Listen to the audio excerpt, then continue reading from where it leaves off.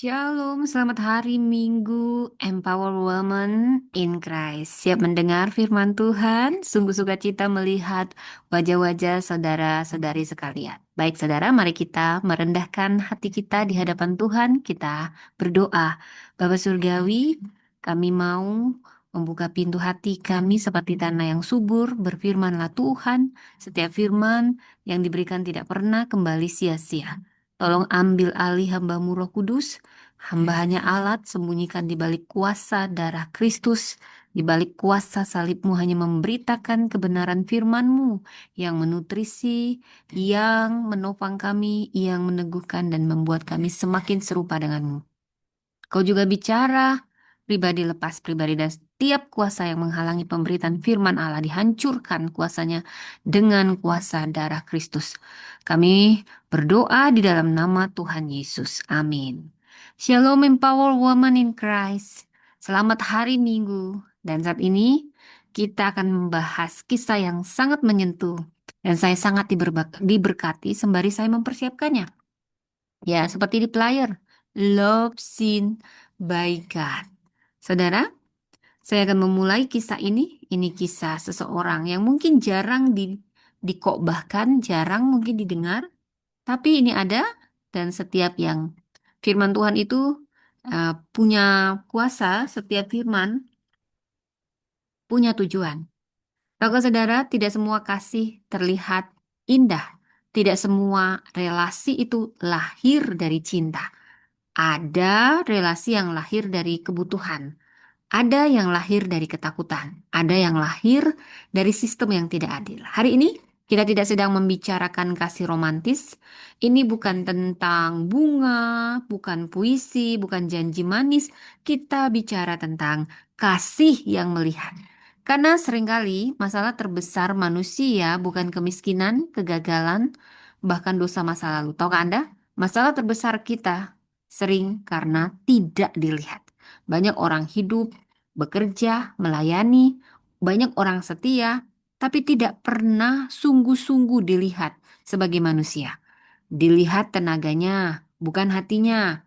Dilihat hasilnya, bukan lukanya. Dilihat fungsinya, bukan martabatnya.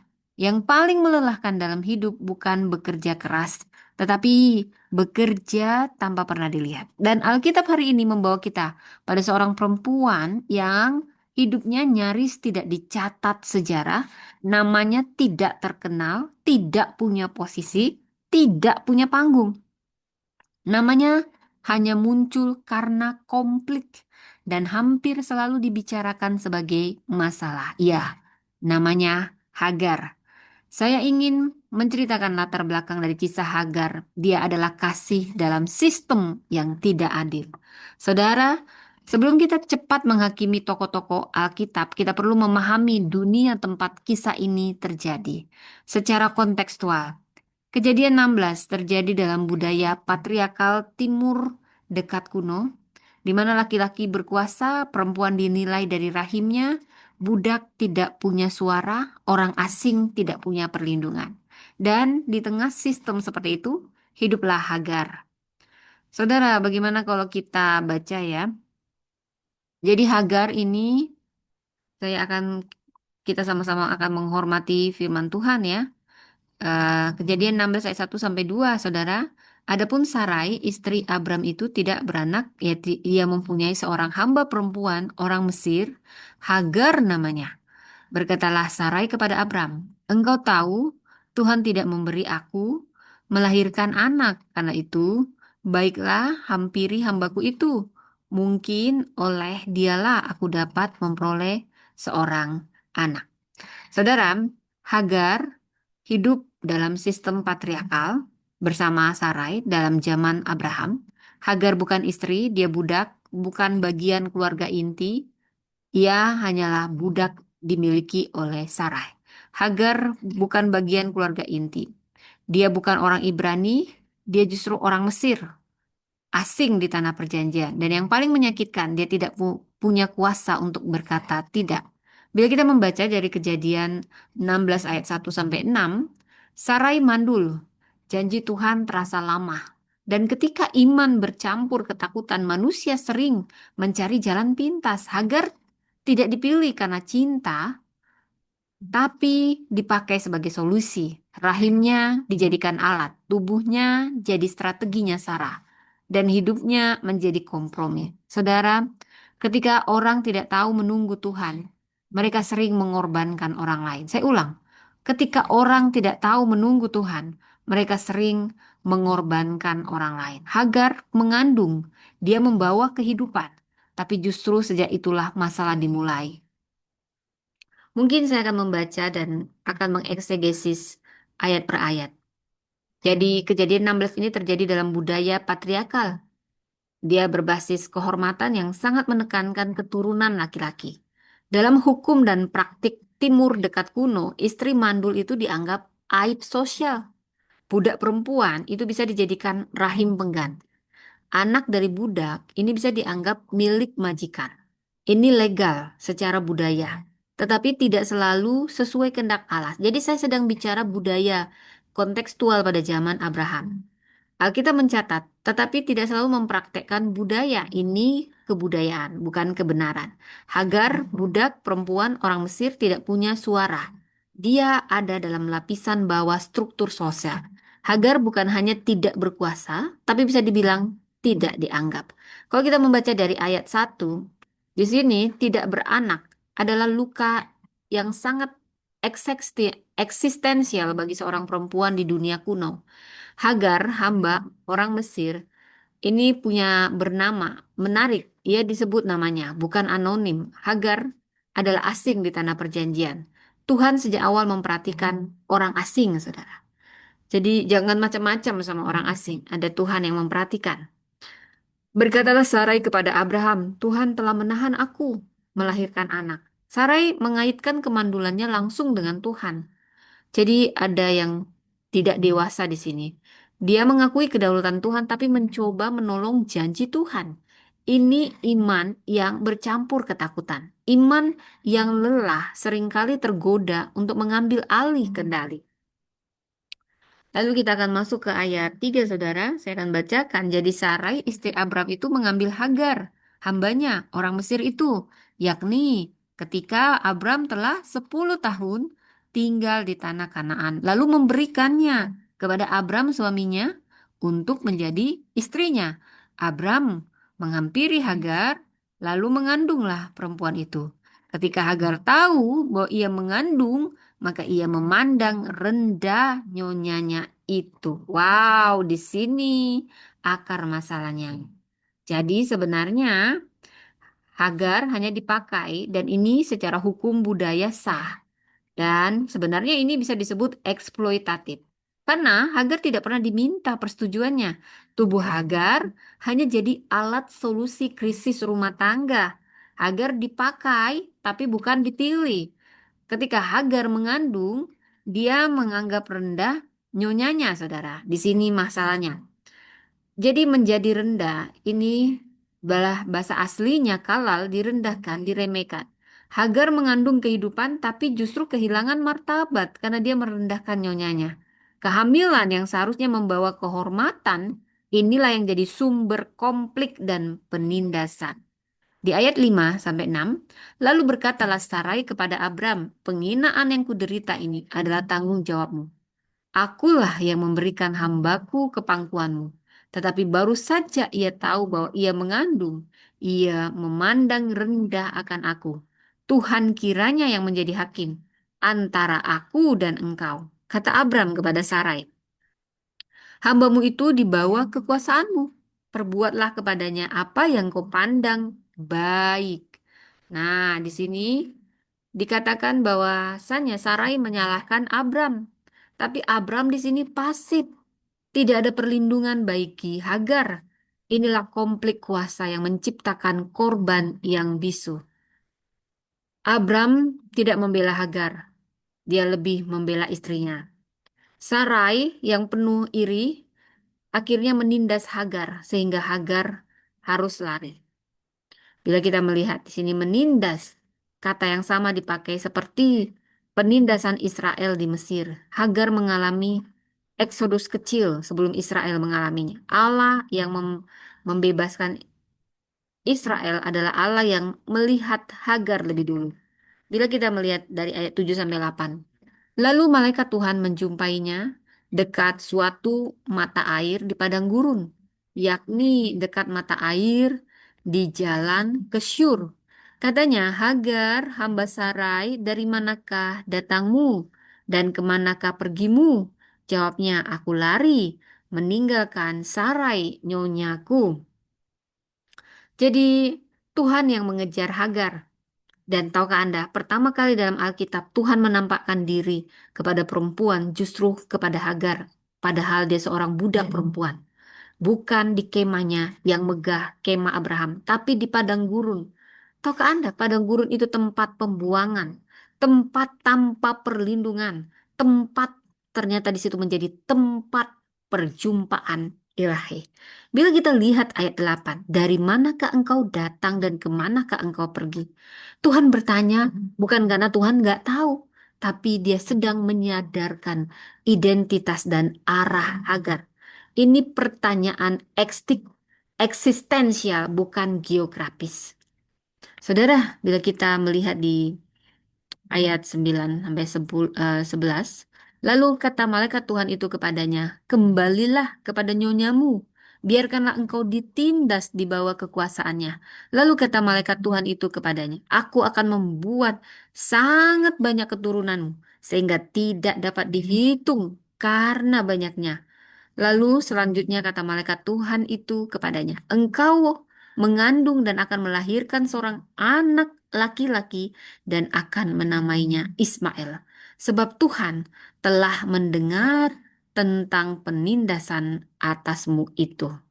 Jadi dari ayat 9 ini ayat yang saya pikir sering menjadi problematis. Bukan legitimasi penindasan. Bukan berarti Tuhan mengizinkan penindasan. Tapi ini bagian dari rencana keselamatan yang lebih besar. Tuhan tidak setuju kekerasan, tetapi dia menjaga kehidupan Hagar dan anaknya. Ini penundukan demi perlindungan, bukan pembenaran kekerasan. Ada janji tentang Ismail. Nama Ismail, Allah mendengar. Anak yang lahir dari relasi yang rusak tetap dikasihi Tuhan. Tidak ada manusia yang tidak direncanakan oleh Tuhan. Dan di sini indahnya. Seorang laki-laki yang lakunya seperti keledai liar, demikianlah nanti anak itu. Tangannya akan melawan tiap-tiap orang, dan tangan tiap-tiap orang akan melawan dia. Dan di tempat kediamannya, ia akan menentang semua saudaranya.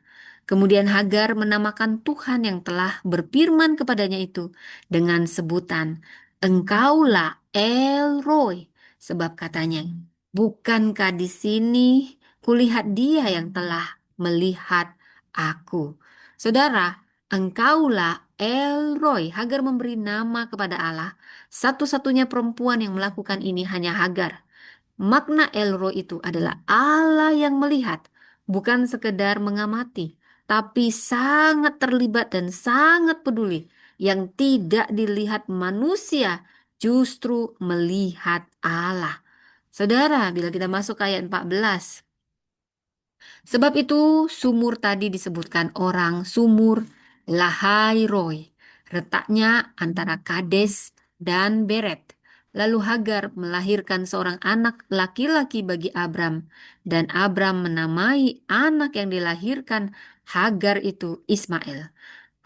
Abram berumur 86 tahun ketika Hagar melahirkan Ismail baginya. Saudara, bila kita membaca dengan jelas, ada sumur BR Lahai Roy, sumur dia yang hidup yang melihat aku. Disinilah tempat luka Hagar menjadi tempat pewahyuan. Dari sini kita melihat bahwa Allah melihat siapapun yang jadi korban sistem. Dia hadir dalam ketidakadilan. Allah setia pada janji, meski itu hasil kegagalan. Tetapi Allah memberi masa depan bagi yang tersingkir, bagi yang terbuang. Ini juga cerminan Yesus bagaimana Yesus melihat perempuan bila kita melihat kisah di Yohanes 4, di Lukas 13, Yesus menyapa mereka-mereka yang tersingkir dan Yesus hadir di padang gurun kita manusia. El Roy, Immanuel, inilah Kristus. Saudara, dari Kejadian 16 ini, bila kita tadi membaca dari ayat 1 sampai ayat 16, ini mengajarkan bahwa Allah bukan hanya Allah para patriark, tetapi Allah setiap orang yang jadi korban, yang diperlakukan tidak adil, tidak netral terhadap penderitaan, dan kasihnya melampaui sistem manusia. Wah, saya sangat kagum ketika membaca ini. Saudara, kita bisa melihat tadi bagaimana Sarai mandul, janjinya Tuhan terasa lama, imannya bercampur ketakutan, dan diambil jalan pintas. Hagar tidak dipilih karena cinta, hanya dijadikan alat bagi Sarai. Saudara, dari sini juga kita melihat bagaimana saat Hagar mengandung kehidupan justru dianggap ancaman dan menerima penindasan dan dibuang. Saudara, ini singkat tapi kejam. Tidak ada dialog, air mata dicatat, tidak ada pembelaan. Ini ketidakadilan. Hagar bukannya jahat, tapi karena sistem tidak pernah adil baginya. Kadang orang tidak benci kita, mereka hanya mengorbankan kita demi kenyamanan mereka. Saudara, saya ingat Harriet Tubman, dia juga budak. Hagar ini mirip kisahnya sama Harriet Tubman. Dia budak perempuan Afrika Amerika. Dia lahir dalam sistem yang tidak adil. Dia dipukul, dia dilecehkan, dia dipakai dan dibuang oleh sistem. Dia tidak punya pendidikan formal, tidak punya kuasa politik atau status sosial, tapi dia punya satu hal yang sama seperti Hagar. Tuhan melihatnya. Saat dia melarikan diri dari perbudakan, dia bisa menyelamatkan diri sendiri, tapi dia kembali ke wilayah yang berbahaya demi ratusan orang. Karena tahukah Anda, orang yang tidak pernah dilihat akan menjadi paling peka dan mengerti kepada sesama yang juga diperlakukan tidak dilihat. Tuhan sering memakai orang yang dibuang karena sistem yang tidak adil untuk membongkar sistem itu sendiri. Saudara, ini mungkin tidak penting bagi manusia, tapi diperhitungkan. Mungkin Hagar tidak penting. Kisahnya tidak penting karena dia hanya budak. Dia tidak diperhitungkan, tidak dicatat, tapi justru disitulah Tuhan menampakkan diri. Di sini pertanyaan besar muncul. Apakah Tuhan melihat orang-orang yang tidak dilihat orang, tidak dilihat manusia yang tersingkirkan? Dan jika Tuhan melihat mereka, apa artinya bagi kita yang mengaku mengenal Tuhan? Saudara, saya banyak diberkati ketika saya mempersiapkan ini. Ketika Tuhan tidak sekedar melihat, tapi Dia hadir. Bila kita tadi sudah memahami latar belakang ketidakadilan kisah Hagar, sekarang kita masuk ke jantung masalahnya, bukan pada konflik keluarga atau kesalahan siapapun, tapi siapakah Allah itu? Alkitab tidak sedang bertanya seberapa buruk manusia bisa berbuat, tetapi seberapa jauh Allah mau mendekat kepada yang terluka. Dan jawabannya ditemukan dalam satu kalimat yang lahir dari mulut Hagar. Engkaulah Roy. Saudara, tadi kisah Hagar sangat timpang, tidak setara, karena ada luka struktural. Hagar budak perempuan Mesir tidak dipilih, hanya dipakai. Dia mengandung janji, tapi dianggap ancaman. Dia melahirkan kehidupan, tapi dia dibuang ke padang gurun. Hagar, budak korban sistem. Tapi dia memberi nama yang paling indah. Perempuan pertama yang dijumpai Tuhan. Dia beri nama yang paling indah, Elroy. Allah yang maha jauh, maha sibuk. Bukan itu, saudara. Tapi Allah yang melihat. Allah yang melihat aku. Karena dia sebagai budak. Jangankan dilihat. Namanya aja gak disebut, saudara. Iman sejati sering lahir bukan dari podium, tapi dari padang gurun. Elroy. Itu yang dikatakan oleh Hagar. Saudara, pesan yang mau saya bawa pertama. Kata melihat dalam bahasa Ibrani adalah ra'ah. Dan ini penting. Ra'ah bukan sekedar melihat atau mengamati, tapi sangat peduli. Ra'ah. Dia punya perhatian yang sangat khusus, kepedulian, keterlibatan seperti ibu yang melihat anaknya yang terluka dan gembala yang melihat dombanya yang tersesat. Allah tidak pernah melihat tanpa terlibat dalam. Alkitab berkata Tuhan melihat Hagar. Tuhan memperhatikan keadaannya. Tuhan peduli pada lukanya. Tuhan turun tangan dalam hidupnya. Melihat itu bentuk kasih aktif. Bayangkan dua jenis tatapan yang seorang menatapmu lewat keramaian. Ia tahu kamu ada tetapi tidak mengenalmu. Yang kedua, menatapmu dan berkata, aku tahu kamu lelah. Nah, seperti itu. Ini tatapan yang menyembuhkan. Bukan dilihat banyak orang, tetapi dilihat dengan benar-benar melihat. Tahukah Anda? Dan dilihat itu di padang gurun, tempat pembuangan manusia jadi tempat perjumpaan ilahi. Saudara, mungkin kita benci yang namanya padang gurun. Itu bisa konteks di mana tempat tidak ada perlindungan, masa depan, tidak ada suara atau jaminan. Tahukah Anda, Hagar pernah di sana, bukan karena pilihan tapi dibuang. Dan perhatikan paradoksnya Alkitab, Tuhan tidak menjumpainya di rumah Abraham, tapi di atau juga di kemah Sarah yang aman, tapi di padang gurun yang dibuang manusia sering dijumpai Tuhan. Dan bila kita membaca terus, padang gurun selalu menjadi tempat di mana ada pertemuan ilahi. Tempat Musa bertemu Allah, tempat Israel dibentuk, tempat Elia dipulihkan, tempat Yesus dicobai dan diteguhkan. Padang gurun bukan bukti Tuhan meninggalkan, justru seringkali menjadi tempat perjumpaan ilahi. Mungkin hari ini engkau ada di padang gurun, ditolak, disingkirkan, tidak dipahami, tidak punya suara. Dan engkau bertanya, Tuhan, di mana engkau? Firman hari ini, dia ingin lebih dekat dari yang kau kira. Tuhan tidak menunggu hidupmu rapi untuk menjumpaimu. Hagar memberi nama kepada Allah bukan karena hidupnya mudah, bukan. Karena ia tidak lagi sendirian. Dia masih tetap budak, lagi hamil, tidak punya masa depan jelas. Tapi ketika perjumpaan ilahi itu terjadi, dia dilihat ada yang berubah. Ketika seorang sungguh tahu dia dilihat Tuhan, hidupnya tidak akan pernah sama lagi. Kita masuk, saudara. Di sini ada pesan yang mau saya bagikan. Bagaimana kasih Tuhan yang mengejar yang terpinggirkan. Tuhanlah yang mencari yang terpinggirkan. Sama seperti Yesus menjumpai wanita Samaria. Kasih Tuhan melihat yang terpinggirkan.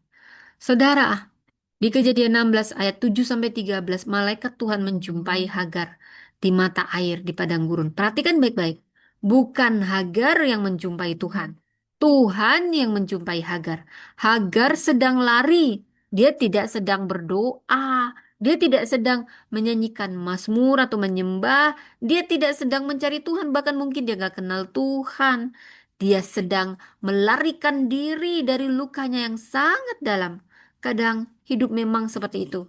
Ada momen ketika kita terlalu lelah untuk berdoa, terlalu sakit untuk berharap, terlalu kecewa untuk percaya. Dan disitulah Injil hari ini menjadi sangat indah. Tuhan mengejar orang yang tidak sempat mengejarnya. Tuhan tidak hanya mendengar doa yang diucapkan, Dia juga mendengar tangisan yang bahkan tidak sempat didoakan. Hagar tidak berseru, tapi Tuhan turun.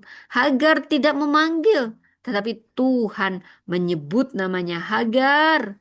Dia bukan bilang, hai budaknya Sarah, hai miliknya Sarah, tetapi dia menyebut namanya Hagar. Ini kasih selalu dimulai dari pengenalan yang menyebut namamu, mengakui keberadaanmu. Hagar dilihat tetapi tidak dianggap. Mari kita jujur. Hagar selalu terlihat tetapi tidak pernah benar-benar dilihat. Dia hanya dipakai sebagai alat solusi, tidak dilihat sebagai manusia, sebagai pribadi. Dia dilihat karena rahimnya, bukan karena hatinya. Saudara, ada perbedaan besar antara terlihat dan dianggap. Dunia bisa melihat tubuh kita, tapi belum tentu menghargai jiwa kita. Disinilah keindahan Alkitab, bagaimana budak perempuan asing memberi nama kepada Allah. Engkaulah Elroy yang melihat aku. Saudara, ini di padang gurun. Inilah pengakuan orang yang terluka. Kadang pengenalan terdalam tentang Tuhan justru lahir dari orang-orang yang paling terluka, tersingkirkan ketika disentuh Tuhan. Allah melihat luka, bukan sekedar ibadah. Alkitab konsisten tentang hal ini. Tuhan itu dekat pada orang yang patah hati. Mazmur 34 ayat 19. Keluaran 3 ayat 7, aku telah melihat kesengsaraan umatku. Lukas 13 ayat 12, Yesus melihat perempuan yang bungkuk. Sebelum perempuan itu berkata apa-apa, Tuhan tidak menunggu manusia sempurna untuk dia bertindak. Tuhan merespon luka, bukan performa kita. Tuhan tidak menanyakan seberapa rohaninya sebelum ia menanyakan seberapa sakit hatimu. Saudara, luka yang dipeluk Tuhan sering diubah menjadi mata yang mampu melihat sesama. Dunia melihat seperti kaca etales, dingin, menilai dari luar, menghitung manfaat. Tapi kabar gembiranya Tuhan melihat seperti mata seorang ibu, melihat luka anaknya sebelum bicara, melihat tangis sebelum suaranya keluar. Dunia bertanya, apa gunanya dia? Tapi Tuhan bertanya, apa yang melukainya? Dunia menghitung nilai manusia dari fungsi, Tuhan memulihkan manusia dari kasih. Saudara, mungkin hari ini ada yang berkata dalam hati, aku dipakai, tapi tidak pernah dihargai. Aku setia, tapi justru disingkirkan. Aku punya potensi, tapi seperti dibuang. Jika itu kamu, dengarkan ini baik-baik. Tuhan tidak melihatmu sebagai alat. Tuhan melihatmu sebagai pribadi. Ketika manusia selesai menggunakanmu, Tuhan justru akan mau baru memulihkanmu. Hagar dibuang oleh manusia tetapi ditemui oleh Tuhan. Hari ini Allah yang maha baik itu, Tuhan yang sama itu juga berkata, aku melihatmu, aku tahu namamu, aku tahu lukamu, dan aku belum selesai dengan hidupmu. Saudara, kasih Tuhan melihat yang terpinggirkan.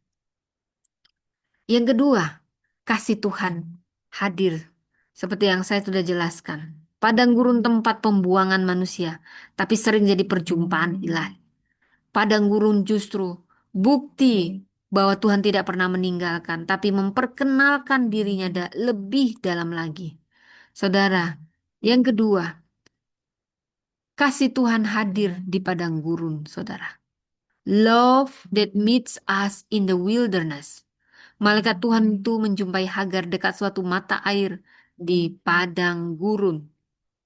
Saudara, Alkitab tidak berkata Tuhan menjumpainya di rumah yang aman dan semuanya membaik. Tapi di padang gurun, tempat yang tidak nyaman, tidak ada dukungan siapapun. Dalam padang gurun ini banyak menggambarkan. Bukan sekedar lokasi, ini fase. Fase tidak ada perlindungan, tidak ada kepastian masa depan, tidak ada suara yang membela. Padang gurun tempat di mana semuanya terasa sunyi, tetapi jiwa justru paling jujur. Ini tempat pembuangan manusia. Tapi bagi Hagar, ini padang gurun mungkin awalnya tempat pembuangan, nggak ada arah, nggak ada jaminan. Dia nggak punya GPS, tidak punya bekal, tidak punya rencana. Dan bukankah seringkali kita juga seperti itu? Kita tidak selalu masuk padang gurun karena dosa. Kadang kita masuk karena keputusan orang lain, karena sistem yang tidak adil, karena kita terlalu setia kepada orang yang salah. Tidak semua padang gurun adalah akibat kesalahan pribadi. Sebagian akibat ketidakadilan relasional.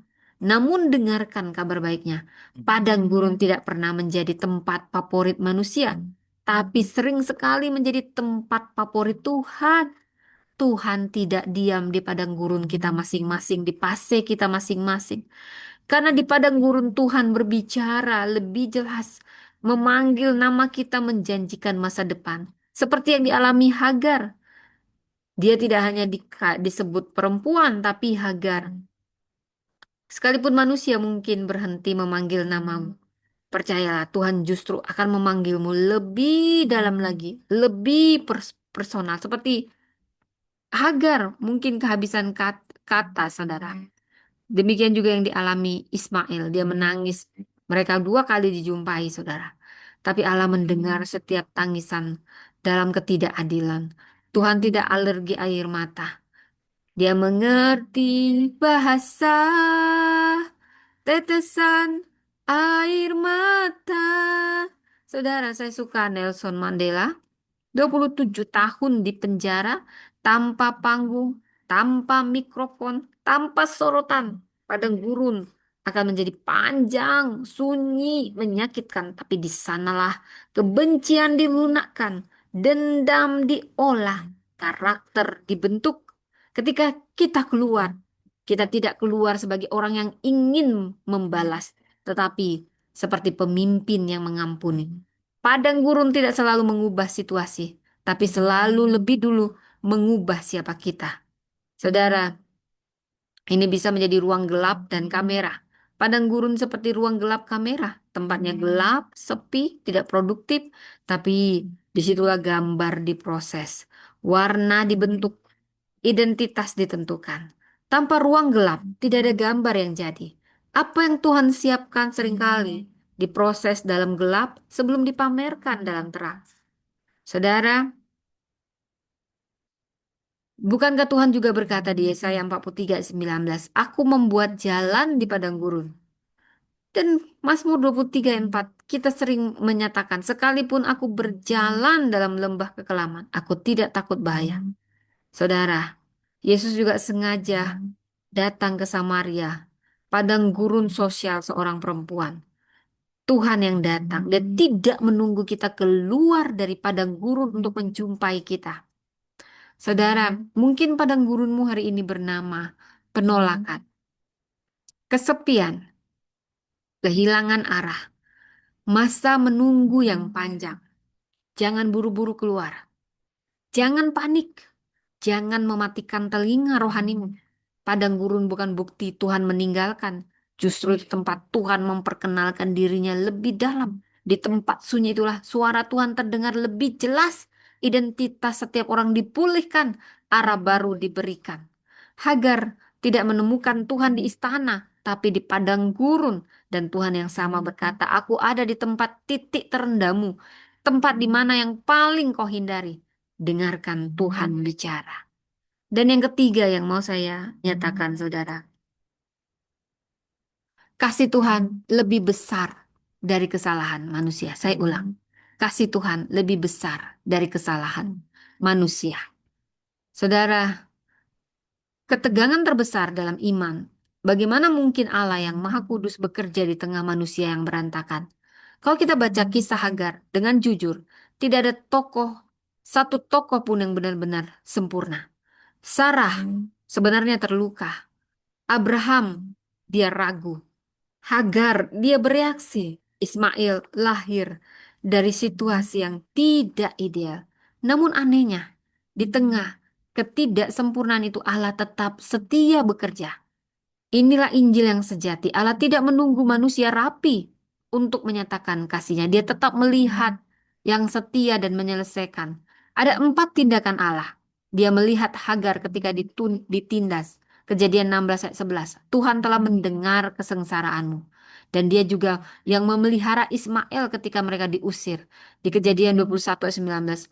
Allah membuka mata Hagar dan menemukan mata air. Tuhan juga setia pada Sarah yang tidak sabar menunggu janji Tuhan dan membuat kesalahan. Dikatakan di Kejadian 21 ayat 1, Tuhan memperhatikan Sarah seperti yang difirmankannya. Tuhan menggenapi janjinya meskipun jalannya berliku. Kesetiaan Tuhan tidak pernah bergantung pada kesempurnaan manusia. Allah tidak bingung menghadapi kekacauan keluarga ini. Allah tidak panik. Allah tidak berkata, wah rencanaku gagal. Allah bekerja justru di tengah ketidaksempurnaan. Sarah, sebenarnya lukanya belum sembuh kalau kita bicara tentang Sarah. Dia bukan tokoh yang jahat. Dia hanya seorang perempuan yang terluka karena menunggu terlalu lama janji Tuhan, berdoa bertahun-tahun, berharap lalu dia kecewa. Dan dia bahkan berkata, Tuhan telah menahan aku dari melahirkan anak. Dia membuat kesimpulan ini bukan kemarahan, tapi ini keletihan jiwa. Luka yang tidak disembuhkan berubah menjadi kontrol. Orang yang takut kehilangan biasanya mulai mengontrol. Sarah melukai bukan karena benci, tetapi karena belum pulih. Luka yang tidak dihadapkan kepada Tuhan akan diarahkan kepada orang lain. Luka yang tidak disembuhkan akan melukai orang lain. Hagar korban, tetapi tidak ditinggalkan. Mari kita lihat Hagar. Dia tidak punya suara atau pilihan, tapi Alkitab berkata Hagar tidak ditinggalkan. Tuhan mendengar tangisannya, membuka matanya, memberi air, memberi masa depan bagi Ismail. Ismail mungkin tidak direncanakan Allah atau manusia, tidak diinginkan sistem, tidak dipeluk keluarga, tapi dia dikenal Allah. Apa yang manusia sebut kecelakaan pun Tuhan sering bisa sebut penugasan. Kasihnya menebus kekacauan. Roma 8:28. Allah turut bekerja dalam segala sesuatu. Dan Mazmur 147 ayat 3, dia menyembuhkan orang-orang yang patah hati. Seperti Yesus, bagaimana dia tergerak oleh belas kasihan. Tuhan tidak alergi terhadap masa lalu. Tuhan tidak membatalkan masa depan karena luka hari ini. Saya senang dengan Oprah Winfrey. Dulu dia anak yang tidak direncanakan, dilecehkan, dibuang. Namun turn your wounds into wisdom, katanya. Tuhan tidak menghapus masa lalunya, tapi menebusnya. Dari luka itu, lahirlah suara yang menguatkan jutaan orang. Tuhan jarang menghapus masa lalu, tapi dia sering mengubah maknanya. Saudara, hidup manusia itu seperti kain percah. Potongan kecil, warna berbeda, bekas sobekan. Jika kita pegang sendiri, yang terlihat hanya kekacauan. Tetapi di tangan penjahit agung, perca itu dijahit menjadi selimut yang menghangatkan. Tahukah Anda? Di tangan Tuhan, hidup yang compang-camping bisa menjadi kesaksian yang utuh. Saudara, mungkin hari ini Anda ada yang merasa bersalah seperti Sarah, atau terluka seperti Hagar, atau merasa tidak diinginkan seperti Ismail. Dengarkan ini. Kesalahanmu tidak membatalkan belas kasihan Tuhan. Lukamu tidak menutup masa depan. Kegagalanmu tidak membuat Tuhan mundur. Kasih Tuhan selalu lebih besar dari kesalahan manusia. Hagar tidak sempurna, Sarah juga, Abraham juga tidak sempurna. Tapi Tuhan tetap setia kepada umatnya. Tuhan yang sama juga bekerja. Aku masih bekerja, aku melihat, aku masih menepati janjiku. Jadi apa yang kita pelajari dengan kisah ini? Jangan ukur dari kisah kasih yang melihat menjadi cara hidup. Ini tidak akan berarti apa-apa jika kita berhenti hanya di cerita Hagar. Firman Tuhan selalu menuntut respon, bukan tepuk tangan. Bukan air mata sesaat, tapi perubahan cara pandang, cara hidup. Karena setiap kita mengenal Eroi, Allah yang melihat. Pertanyaannya bukan lagi, apakah Tuhan melihatku? Bukan. Tapi apakah aku bersedia melihat diriku dan sesamaku dengan mata Tuhan? Saudara, mari kita jujur sebagai perempuan. Banyak hari ini berprestasi, melayani, mengorbankan diri, tetap tersenyum, tapi diam-diam kelelahan. Karena hidupnya ditentukan oleh apa? Apakah aku diterima? Apakah aku cukup? Masalah terbesar perempuan bukan kurang ilahi, tapi terlalu sering mengukur diri dari penilaian yang salah. Pertama, jangan ukur nilai dirimu dari penerimaan manusia. Manusia melihat hasil, Tuhan melihat proses. Manusia melihat performa, Tuhan melihat luka. Jika hari ini engkau tidak dipilih, tidak dihargai, tidak diakui, itu tidak pernah mengurangi nilaimu di mata Tuhan. Penolakan manusia tidak pernah menjadi referendum atas nilai ilahi. Yang kedua, jangan menyembuhkan luka dengan mengontrol. Mari kita belajar dari kesalahan Sarah. Dia mencoba mengontrol karena takut, takut kehilangan janji, takut ditinggalkan, takut tidak cukup. Bukankah banyak kita yang demikian? Coba mengontrol pasangan, anak, pelayanan, lingkungan, padahal yang sebenarnya dibutuhkan adalah pemulihan luka batin. Kontrol adalah bahasa dari luka yang tidak sempat disembuhkan. Tuhan tidak memanggilmu menjadi pengendali, tapi menjadi perempuan yang utuh dan percaya. Yang ketiga, beranilah percaya Tuhan melihatmu agar tidak punya sipi. tidak punya pendukung, posisi. Dia hanya punya satu hal, Tuhan melihatnya dan itu cukup. Saat Tuhan melihatmu, masa depanmu tidak pernah tergantung pada siapa yang menolakmu. Sekarang Tuhan, ini semua tentang mengaku kepada Elroy. Maka kita perlu menjadi mata Tuhan bagi sesama. Dunia ini penuh orang yang hadir, tapi nggak dianggap. Bekerja, tapi nggak dihargai. Hidup, tapi nggak dilihat. Gereja tidak boleh menambah daftar itu. Iman yang dewasa bukan hanya rajin menyembah, tapi terlatih melihat. Lihat yang pendiam, tersingkir, tidak populer, karena seringkali yang tidak bersuara itulah yang paling terluka.